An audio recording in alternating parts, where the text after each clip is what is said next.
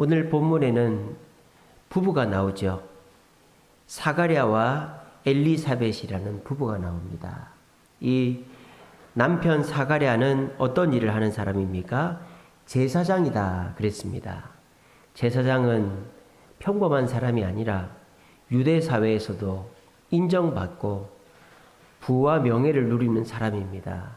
왜냐하면 유대가 로마의 지배를 받고 있기 때문에 유대에서 그래도 자치권을 행사하고 있는 이 종교의 대표 제사장이야말로 그 사회에서 인정받고 존경받는 사람이다라는 것이죠. 그런데 이 사가랴와 엘리사벳은 제사장 중에서도 어떤 사람이다? 하나님 앞에 의인이니 모든 계명과 규례를 흠없이 행했다라고 되어 있습니다. 그러니까 제사장 중에 제사장, 인정받는 사람 중에 인정받는 사람이다라는 것이죠.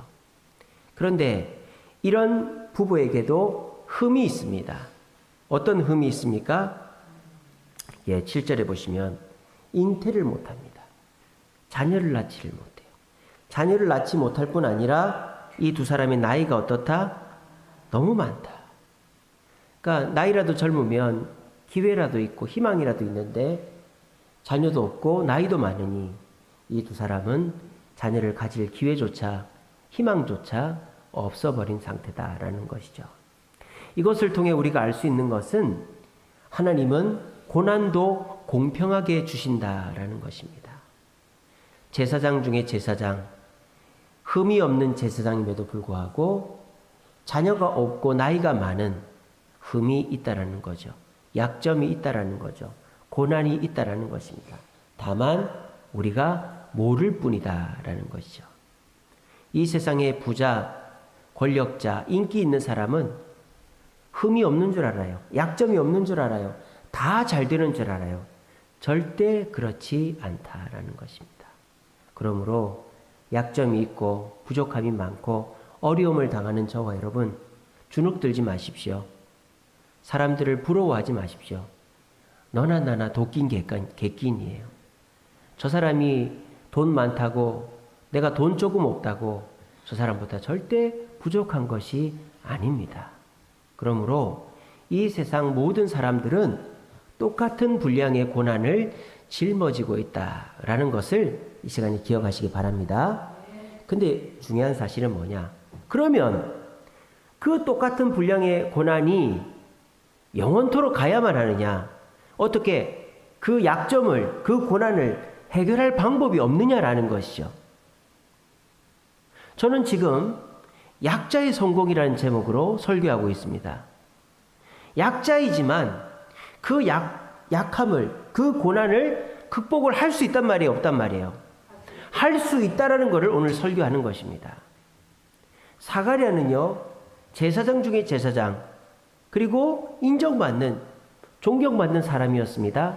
그런데 그의 약점, 그의 고난은 나이가 많고 자녀가 없다라는 것이죠. 그런데 이 사가랴는 그거를 극복을 했죠. 성공을 했습니다. 여러분, 성경책에 제사장 치고 칭찬받는 제사장이 있습니까? 특별히 신약 성경에 제사장은 악인의 대명사죠. 칭찬받는 제사장이 없어요. 다 비난당한단 말이에요. 주님께 책망당한단 말이에요. 그런데 이 사가랴는 제사장임에도 불구하고 칭찬받고 그리고 세례요한의 아버지라는 칭찬을 듣는 것입니다. 쉽게 말하면 약점이 있었지만 그 약점을 극복한 사람이라는 거죠. 오늘 이 자리에 계신 저와 여러분들도 약점이 없을 수가 없죠. 우리는 권력자나 부자처럼 돈이 많고 권력이 없으니 우리에게 약점들이 있습니다.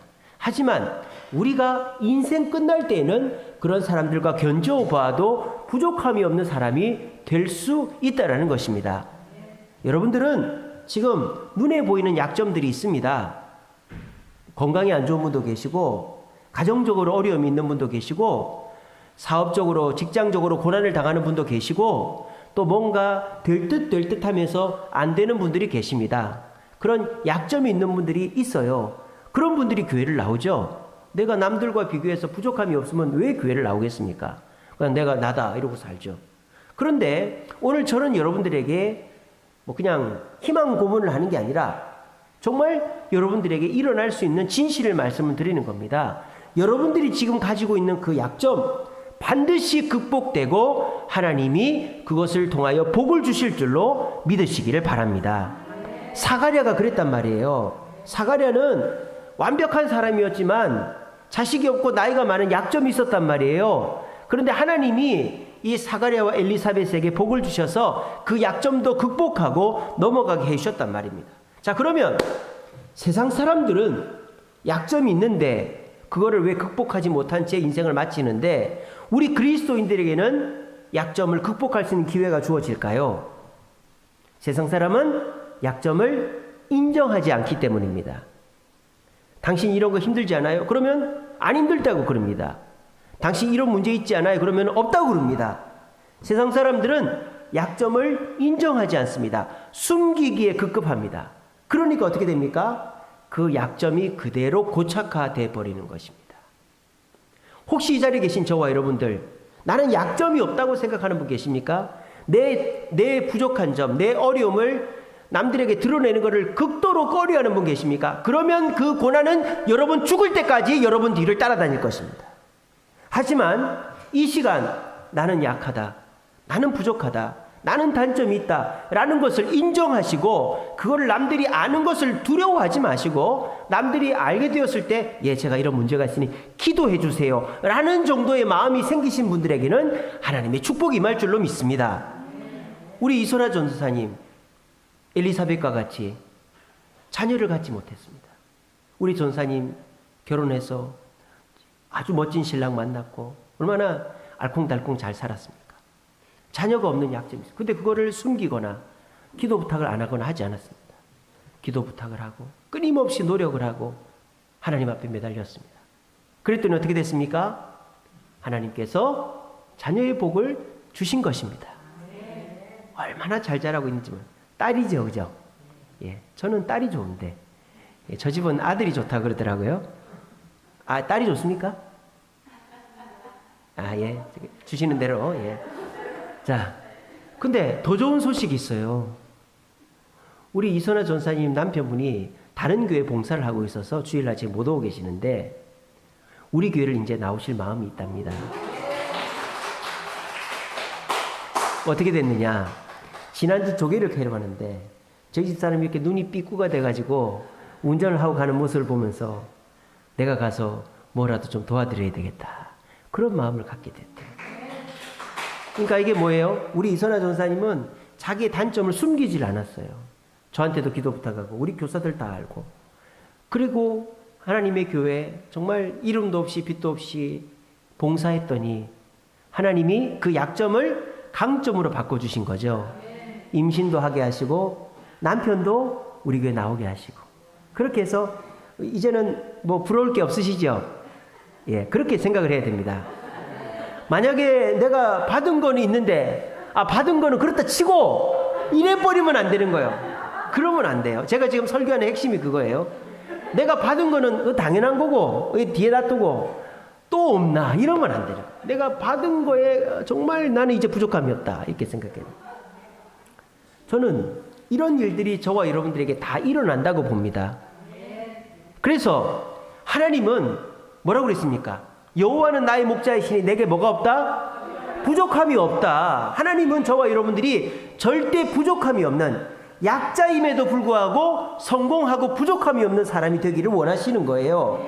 근데 그렇게 하려면 세상 사람들처럼 감추면 안 된단 말이에요. 나는 부족함이 없다, 나한테 신경 꺼, I don't care 이러면 안 된단 말이에요. 나의 약점을 드러내고 날 위해 기도해달라 그러고 내가 부족하다라고 고백을 해야 하나님도 그걸 들으시고 사람들도 기도해 주면서 우리의 끝이 약점을 혹처럼 달고 끝나는 게 아니라 모든 것 마무리 짓고 강점으로 끝나게 될 수 있는 것입니다. 오늘 설교를 들으시고 그래, 내가 약자이지만 내가 부족함이 있지만 내 끝은 힘이 장대하고 강자로 끝나게 될 거야. 부족함이 없는 자가 될 거야. 그렇게 깨달으시고 약자가 성공할 수 있다는 것을 보여줄 수 있는 저와 여러분 되시기를 간절히 바랍니다. 자, 이제부터 잘 따라오십시오. 졸리겠지만 성경은요 약자의 복음입니다. 성경에는 약자가 강자가 되고 약자가 복을 받는 내용이 대부분을 차지합니다. 자, 구약 성경에서 약자 중에 약자는 세 부류가 있죠. 여성, 노인, 고아. 근데 우리 주님은요, 성경 속에서 이 세 부류에게 복을 주시는 것들이 등장하죠. 특별히 여자들입니다. 여러분, 사라가 몇 살에 임신을 했다 그랬죠? 90살에 임신을 했죠. 아브라함이랑 딱 10살 차이 나니까 사라가 90살에 임신을 했습니다. 자, 사라만 고생한 게 아닙니다. 사라의 며느리가 누굽니까? 리브가 아닙니까? 이 리브가도요, 마음고생을 참 많이 했어요. 리브가가 자기 남편 40살에 결혼했습니다. 이삭이 40살 때 결혼을 했어요, 리브가와. 근데 이삭이 몇 살 때 쌍둥이를 낳는 줄 아세요? 60살에. 그러니까 몇 년 동안이나 불임이었다는 거예요. 20년 동안이나 애가 안 생긴 거예요. 안 그래도 자손이 귀한 집안 아닙니까? 자기 시아버지 아브라함도 애 하나밖에 못 낳았어요. 이삭밖에 못 낳았단 말이에요. 그런데 아들이 결혼을 했어요. 오매불망 언제 애 낳나 언제 애 낳나. 리브가의 압박감이 얼마나 컸겠습니까? 약자 중에 약자였죠. 근데 이 리브가가 20년 동안 고난을 겪어서 쌍둥이를 낳았는데 그 쌍둥이 아들 야곱이 12명, 13명의 자식을 낳은 거예요. 그죠? 그리고 한나, 여러분 잘 아시죠? 분인나라는 부인이 자기 자식 낳았다라고 위세 부리면서 막 한나를 괴롭혔잖아요. 근데 어떻게 됩니까? 한나가 하나님께 공개적으로 기도했더니 하나님께서 사무엘을 주시고 2남 3녀를 더 주셨죠. 그리고 엘리사벳, 오늘 본문에 나오는 엘리사벳. 이렇게 나이가 많아 아이를 못 가졌는데 얼마나 그게 부끄럽겠어요. 그런데 하나님이 그 약점을 강점으로. 그래서 성경에는요, 여인들이 강자가 된 얘기들이 많이 나와요. 또 성경에는 장자가 아닌 사람이 대를 잇는 경우가 많죠. 가인과 아벨. 하나님은 누구를 더 칭찬하셨죠? 아벨을 칭찬하셨죠. 또 이스마엘과 이삭. 이스마엘이 먼저 태어났는데 하나님은 이삭을 들어서 후계를 이으셨죠. 자, 요셉은 집안의 11번째 아들이었습니다. 그런데 요셉이 장자의 특권을 받아서 2배의 복을 받았죠. 그리고 다윗의 후계는 첫째 아들이 아니었죠. 다윗의 후계가 다윗 죽을 때는 아도니아였잖아요. 근데 누가 왕이 됩니까? 솔로몬이 왕이 되죠. 성경에는요, 장자가 아닌 사람이 복을 받는 이야기가 수두룩합니다. 또 신약 성경을 볼까요? 신약 성경 예수님은 더 아시죠? 약자에게 관심을 갖는 예수님의 얘기들이 많이 나와요. 헌금을 똑같이 했는데요, 부자의 큰 돈에 칭찬 안 하시고 과부의 2렙돈에 칭찬하신 분이 예수님이죠. 그리고 같은 유대인들인데 죄인 취급하는 세리에게 칭찬하시고 장녀의 편을 드시는 분이 예수님이시죠. 그리고 예수님은요, 이스라엘의 많은 사람들 중에서 초대교회에게 복을 주시고 사람들이 몰려오게 하시고, 흩어져 버린 교회들 중에서 안디옥 교회와 같이 그래도 믿음 지키려고 하는 약자들에게 복을 주시는 분이 예수님이다라는 겁니다. 여기서 우리가 알아야 될 것은 이 기독교는 약자에게 관심을 갖는 종교라는 거예요. 자, 타 종교는 어떻습니까? 강자에게 관심을 갖습니다. 자기들에게 신에게 많이 나오는 자, 많은 물건과 돈을 바치는 자, 또 그 신의 교리를 잘 따르는 자, 그런 사람들에게 관심을 갖는 것이 타 종교예요. 그래서 우리 기독교도 그렇게 변질되어져 가는 경향들이 있습니다.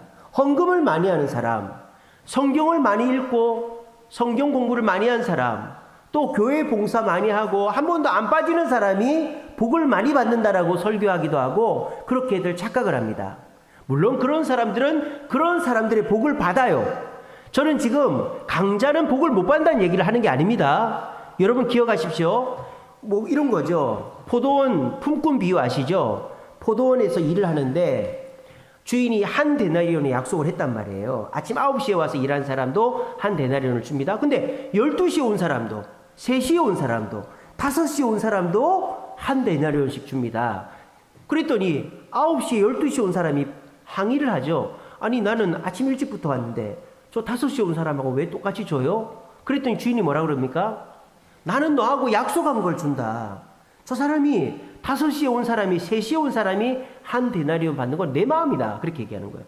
저는 지금 강자가 복을 안 받는다는 얘기가 아니에요. 교회의 강자가 나쁘다는 얘기하는 게 아니에요. 강자는 뭐 교만하고 뭐 나쁘다는 얘기를 하는 게요. 강자는 강자대로 복을 받습니다. 성경에도 강자가 복을 받는 얘기들이 많잖아요. 저는 그 얘기를 하는 게 아니에요. 저와 여러분들은 강자가 아니잖아요. 여러분 부자예요? 여러분 시장, 구청장, 국회의원입니까? 여러분 연예인 탤런트입니까? 그렇지 않지 않습니까? 우린 약자들이지 않습니까? 그래서 약자가 어떻게 하면 복을 받을 수 있는지를 설교하는 거예요. 그런데 참으로도 감사하게 우리 기독교는, 성경은 약자들에게 관심이 많다라는 거예요. 그러므로 우리는 하나님의 복을 받을 기회가 있다라는 것입니다. 그거를 먼저 생각을 하시라는 거예요. 그러므로 내가 약자인 것을 뭐랄까요? 불평하지 말고 강자가 되어야 하나님이 나를 지켜봐 주시고 강자가 되어야 내가 복을 받을 수 있다. 이런 생각하지 마시고 주눅 들지 마시고 내가 약자로 있지만 나는 복을 받을 수 있다라는 그런 기대감과 확신을 가지시는 저와 여러분 되시기를 간절히 바랍니다. 자, 그러면 여기까지는 왔습니다. 자, 누구나 약한 부분이 있다. 첫 번째. 두 번째는 하나님은, 성경은, 기독교는 약자에게 주목한다. 왔습니다. 세 번째. 그러면 약자가 어떻게 해서 복을 받느냐? 이게 세 번째죠. 세상에서도 약자를 돌봐줍니다. 약자에게 복을 줍니다. 그죠? 그래서 그 PC라고 하잖아요. political 이렇게 정치적 올바름이라고 하잖아요. 그러니까 이제 약자들, 성소수자들, 또 흑인들 이런 사람들을 배려하는 게 PC주의잖아요. 그래서 팅커벨이 흑인이고 그런 식으로도 하지 않습니까, 지금? 그래서 외국에서는요, 약자를 배려한다고 굉장히 신경을 많이 씁니다. 그래서 약자는 교회만 배려하는 게 아니죠. 요즘은 오히려 세상이 약자를 더 많이 배려합니다. 세상이. 그래서 요즘은 교회가 가난한 사람을 굳이 안 돌봐도 복지제 혜택이 너무 잘 돼가지고 구청에서 또는 주민센터에서 너무너무 잘해요. 그러니까 교회가 이제는 구제단체가 될 필요가 없는 거예요. 교회는 오직 말씀을 전하고 말씀 중심으로 가면 되는 거죠. 근데 세상에서 약자를 돌보는 거는 교회와 다르다라는 거예요. 세상에서는 어떤 약자를 돌봅니까? 불쌍하기 때문에 돌봐줍니다. 저 사람이 한 푼 줍시오. 좀 도와주세요. 그렇게 하기 때문에 돌봐줍니다. 그리고 내가 뭔가를 주면 그 사람이 굽신굽신하고 감사합니다 하고 따르는 신용이라도 하기 때문에 도와줍니다. 만약에 보십시오. 내가 부자예요. 근데 어떤 사람이 와서 좀 도와주세요. 했다. 근데 도와줬어요. 근데 그 사람이 그 다음부터 내가 좀 도와달라 그러면은 나 그거 싫은데 그러고 가버리면은 도와주겠어요? 안 도와주겠어요? 안 도와주죠. 이게 세상에 약자를 도와주는 거라 이 말이에요. 그러니까 세상에서 약자를 도와주는 거는요, 약자도 당연하다고 생각하고 강자도 당연하다고 생각하는 거예요. 잘 기억하세요. 약자도 어떻게 생각하는 거예요? 도움을 일단 받아요. 그리고 자기가 굽신굽신 해줘요. 그러면 도움받은 대가를 다 했다고 생각하는 거예요. 거기에 뭐가 없어요? 감사가 없는 거예요. 여러분, 국가에서 구제받는 사람 치고 국가에 감사하는 사람 봤어요? 없어요.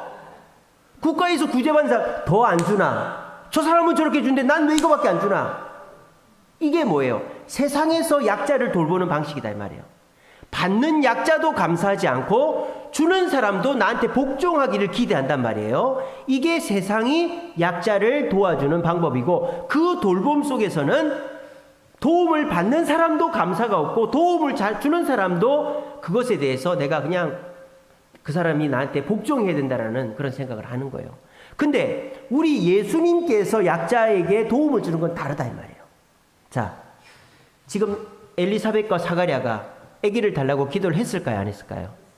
안 했습니다. 기대도 안 하죠. 지금 나이가 지금 몇 살인데. 여러분 성경을 보십시오. 하나님이 나타나가지고 아기를 준다. 사가랴가 기겁을 하는 거예요. 기겁. 못 믿는 거예요. 아니 세상에 지금 내 나이가 몇 개인데, 우리 마누라는 경수가 끊어진 지 오래인데. 그러니까 하나님이 어떻게 합니까? 사가랴의 입을 닫아버리잖아요. 왜? 불신앙의 말을 할까봐. 이건 무슨 말입니까? 사가랴는 꿈도 안 꿨다 이 말이에요. 애기 꿈도 안 꾼 거예요. 그리고는 나가서 현판에다 요한이라고 쓰잖아요. 말을 못하니까. 그리고 태어나서 요한이라고 하잖아요.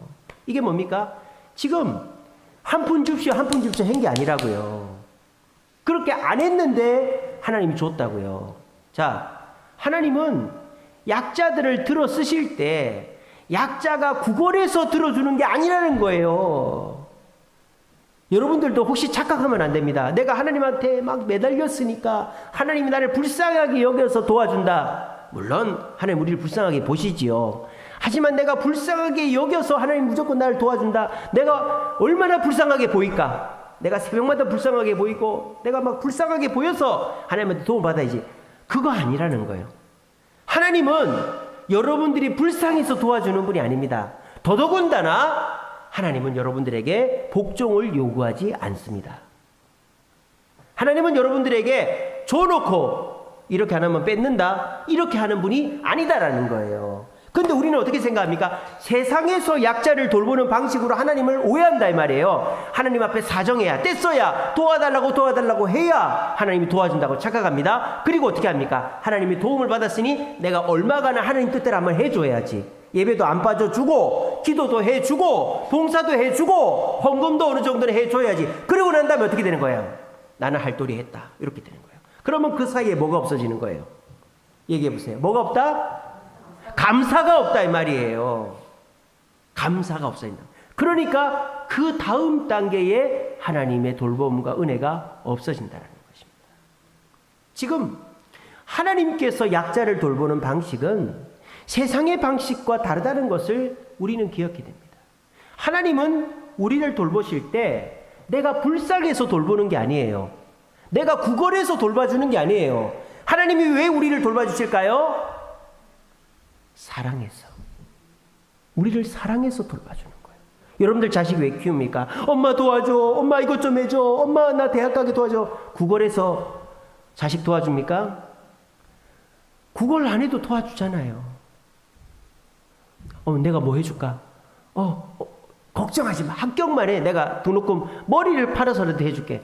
그게 뭐예요? 불쌍해서 도와주는 게 아니죠. 사랑해서 도와주는 거예요. 사랑해서. 그러니까 자식은요, 거기에 대해서 감사가 없죠. 고마움이 없죠. 그냥 얘기 안 해도 해주니까. 근데요, 자식이 죽을 때까지 감사가 없을까요? 엄마의 도움을 실컷 받고 엄마 돌아가실 때까지 감사가 없을까요? 반드시 깨닫게 된다는 거예요. 그리고 그 감사는 억만금을 줘도 안 바뀐다 이 말이에요. 이게 뭡니까? 진짜 사랑과 감사가 오고 가는 방식이다 이 말입니다. 세상에서 구걸하고 도움받고 복종하고 감사 없고 이런 식의 약자를 돌보는 게 아니라 하나님은 우리가 불쌍해서 구걸해서 주는 게 아니라 사랑해서 주시는 거예요. 그리고 하나님이 사랑해서 우리한테 주신단 말이에요. 근데 그걸 처음에 몰라. 그냥 주니까 당연한 줄 알아요. 당연한 줄. 근데 시간이 지나면 알아요. 이게 절대 당연한 게 아니구나.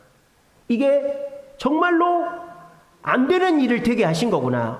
우리 엄마가 내 학비 주는 게 당연한 게 아니구나. 저 시장에서 생선을 팔아서 나한테 학비를 주는구나. 우리 아빠가 나한테 용돈 주는 게 당연한 게 아니구나. 저렇게 사람들한테 쩔쩔매가면서 월급 받으시는구나. 나중에 가서 깨닫고 나면은 진짜 감사가 나온다 이 말이에요. 우리도 처음에 교회 나옵니다. 교회에서 여러분들한테 뭘 요구를, 그러니까 여러분 착각하지 마세요. 교회는 무조건 헌금해야 되고 예배 빠지면 안 되고 교회에서 뭐 이거 해달, 그러니까 막 그걸 해주는 거예요. 안 해주면은 내가 뭐 빚진 것 같고 막 그렇게 하지 마. 여러분 교회 그런 거를 의무적으로 할 필요가 없어요. 그리고 요구하지 않습니다. 그냥 오는 거예요. 저희들 그냥 여러분들 섬기는 거고요.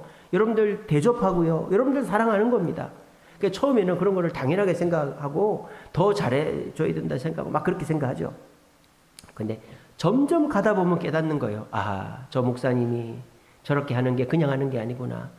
저 장로님이 정말 저렇게 하실 분이 아닌데 저분이 저렇게 겸손하게 하시는구나.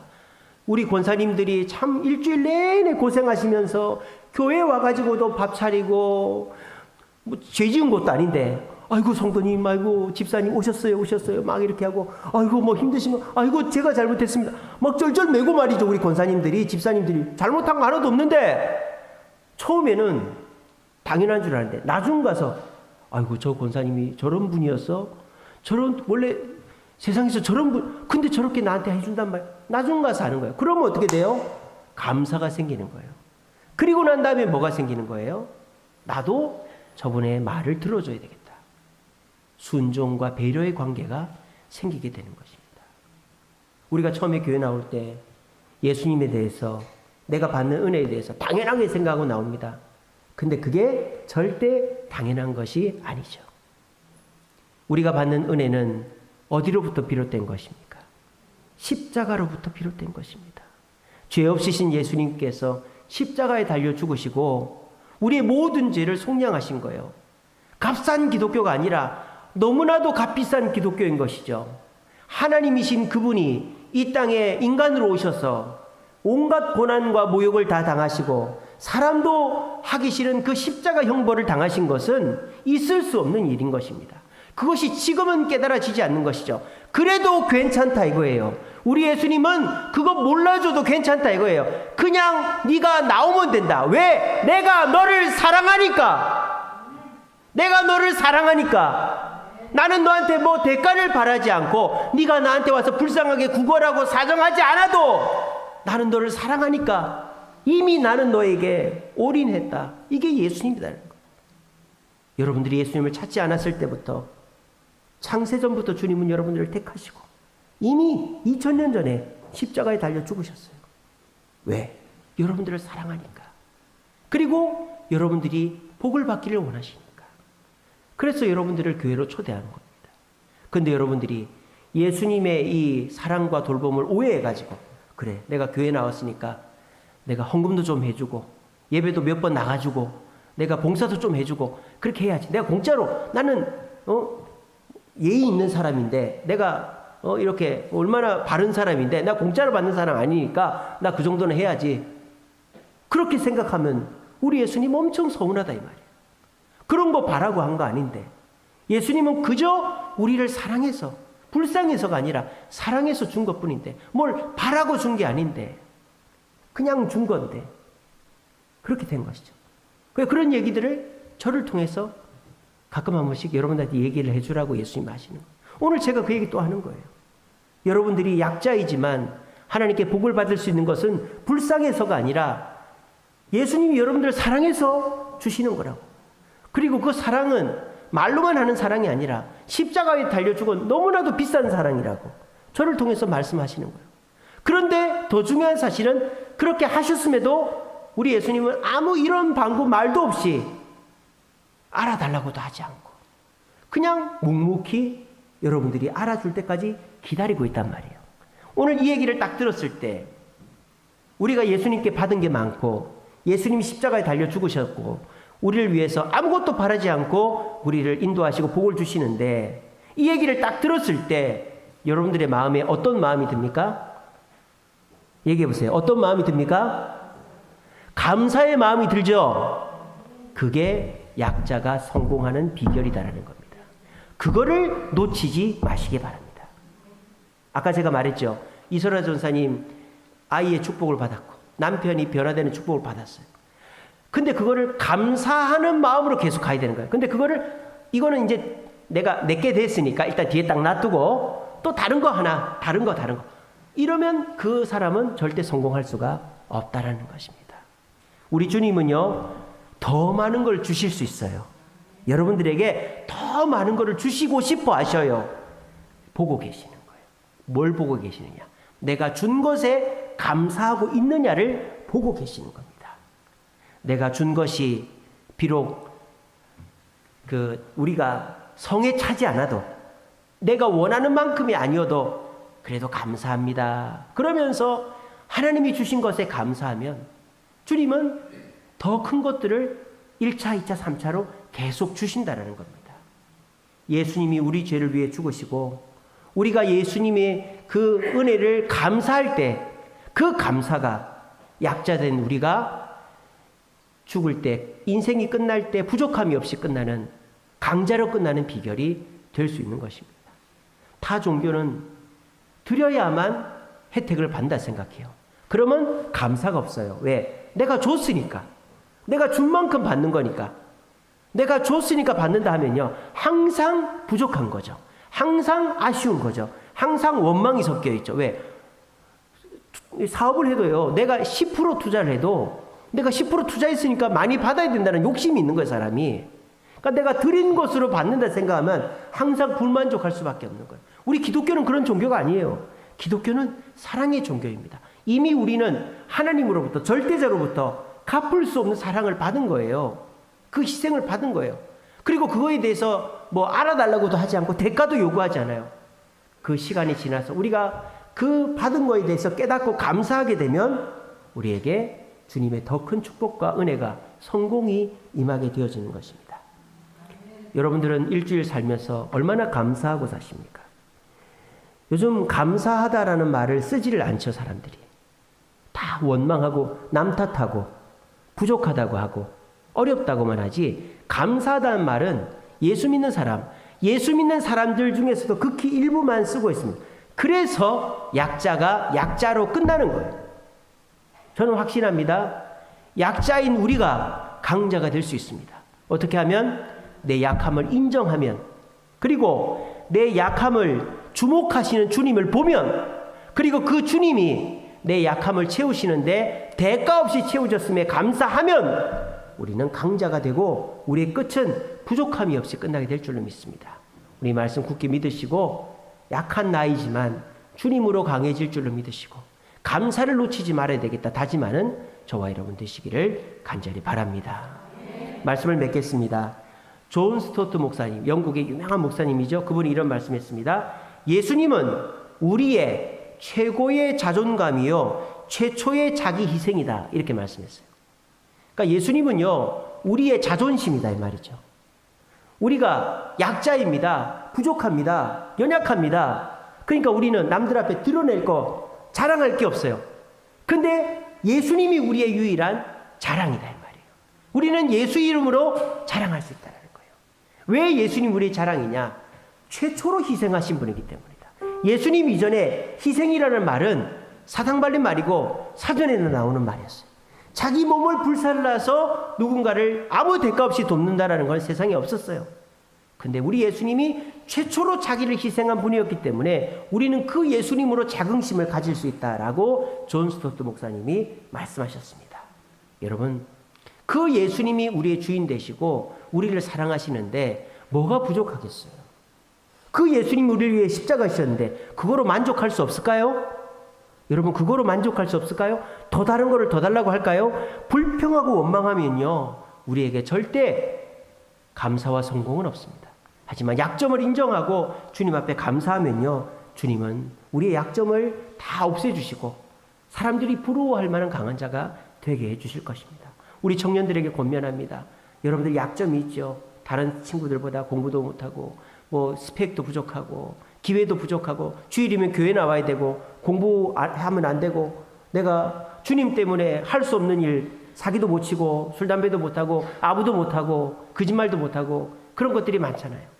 여러분, 그게 약점이 아니라 여러분들의 강점입니다. 왜? 그 약점이 주님 때문이라면 우리 주님은 결코 그거를 내버려 두시지 않을 것이기 때문입니다. 오히려 우리 청년들, 내가 교회 다니기 때문에 나는 강하다. 내가 예수 믿기 때문에 강하다. 주님이 내 약점을 들어 강하게 만들어 주실 것이다. 감사하다라고 고백하면 우리 주님이 세상에서 가질 수 없는, 세상의 여러분 동료들이 가질 수 없는 능력으로, 기회로 여러분들을 강하게 만들어 주실 줄로 믿으시기를 바랍니다. 우리 주세움교회는 약한 교회입니다. 우리 교회 빚도 많고요. 자리도 비어 있고요. 교회 내에 뭐 큰 부자도, 장로님도 한 분밖에 안 계십니다. 우리 장로님 너무 힘들어요. 같이 동역할 장로가 없어요. 빨리 장로를 세워야 됩니다. 그래서 우리 교회는 약한 교회입니다. 하지만 저는 믿습니다. 우리 약점을 불평으로, 원망으로, 우리 교회는 왜 이러냐? 우리 교회는 왜 이렇게 일꾼이 없냐? 우리 교회는 왜 이 모양이냐? 우리 교회는 목사님이 왜 저러냐? 우리 교회는 성도들이 왜 저러냐? 라고 말하지 않고 그래도 감사하다. 우리 교회 건축해서 감사하다. 우리 교회 유지하니 감사하다. 우리 교회 그래도 주님이 사람 보내주시니 감사하다. 하는 일 잘 되니 감사하다. 감사가 넘쳐나면 우리의 약점을 강점으로 만들어 주실 줄로 믿습니다. 여러분, 우리는 약자인 것이 분명합니다. 사실입니다. 부정하지 않습니다. 여러분도 부정하지 마세요. 저도 약자입니다. 강자 코스프레 하지 마세요. 우린 약자입니다. 하지만 우리 주님은 약자에게 주목하십니다. 그리고 약자에게 올인하시는 분입니다. 사랑하시는 분입니다. 그 사랑을 믿고 감사하면 그 감사가 우리를 강자로 만들고 우리의 끝이 부족함이 없게 만들 줄로 믿으시고, 우리 모두 약자로서의 삶을 바르게 살아서 강자로 변화되어지는 저와 여러분 되시기를 간절히 바랍니다. 우리 찬양하겠습니다.